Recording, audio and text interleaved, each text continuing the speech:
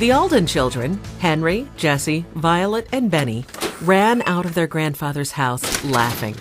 They raced each other to the nearby garden with a fountain in the middle near where their boxcar stood.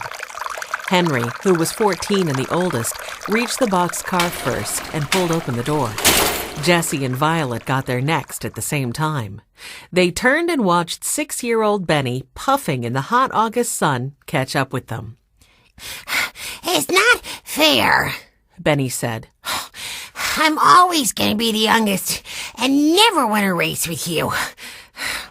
"Someday you'll be even Henry," Violet said reassuringly. Though she was only 10, she often seemed more considerate than many older people. The children climbed into the boxcar, followed by their dog, Watch, and looked around. "Phew," Benny said. "It's so dirty." Henry got the broom Jessie had made when they had all lived in the boxcar and started sweeping the floor. "We haven't been in here for a while. That's why it's so dusty. But I like it anyway." Jessie smiled and spoke in the voice she used when she wanted to sound older than 12. "Remember when we ran away and lived here after Mother and Father died? I think I can remember every day. Remember how we hid from Grandfather?" "Yes," Benny said. "because we thought he was mean and we wouldn't like living with him." "And look how wonderful and kind he is," Violet said. "and how happy we are with him." "Well, that's why we're here," Henry said. "Because we love him and want to plan a wonderful party for his birthday next month. We have a lot of work to do." "Well, let's get started then," Jessie said. "It's awfully hot in here." "Wait," Benny interrupted. "first let's eat. I'm "Hungry," Violet finished for him. She reached for the basket she had brought with her. "Mrs. McGregor packed a little snack for us." Jessie went to the shelf that held the dishes they had found and used when they lived in the boxcar. She took 4 cups. But Violet said, "We only need 3. I brought Benny's cup from the house. I couldn't forget Benny's cup." Benny took a cracked pink cup from the basket and held it out. Henry lifted out spice cookies and a carton of milk and filled Benny's cup.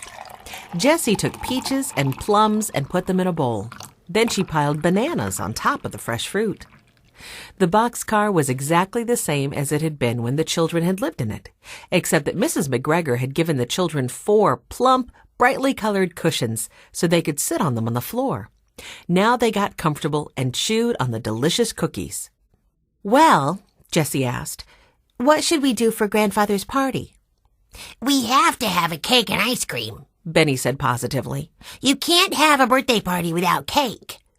"I'll help Mrs. McGregor bake the cake," Jessie said. "No, I'll do that," Benny shouted. Violet laughed. "I knew you'd say that. Well, I'll play the violin for Grandfather. I'll be glad to do that. I'll have to think about what to play." "And I'll decorate the dining room," Jessie said. "I think I'll write a poem," Henry said.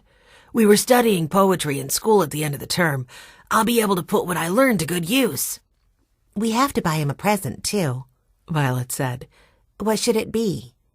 "Model cars," Benny said. The other children laughed. Henry said, "I saw Grandfather looking at a sweater in Barlow's men's shop last week. I think he liked it. We could all chip in and I'll buy it." "I don't have much money," Benny said thoughtfully. "I won't be able to pay my share." "We'll work all that out, Benny. Don't worry," Jessie said, patting his shoulder. Violet suddenly jumped up. "I know. Let's dress up for the party." "Oh, you mean I have to wear a tie?" Benny asked mournfully. "No," Violet said. "I mean dress up in costume. There are all kinds of old clothes in the attic. We could use those. It will be like a masquerade. Grandfather would love it. I know it." "That's a wonderful idea," Jessie said eagerly. Henry made a face. "I don't know. Dressing up is sort of childish, don't you think?" No. Violet and Jessie said at the same time. "Come on." Jessie grabbed Henry's hand. "Let's go up to the attic right now. I know you'll like dressing up." They ran back to the house and into the front hall. Watch raced in after them. Mrs. McGregor came out of the kitchen with flour on her hands and nose. "What's all the excitement about? Where are you off to in such a hurry?" "We're going up to the attic so we can find dress-up clothes for Grandfather's party," Violet said, catching her breath.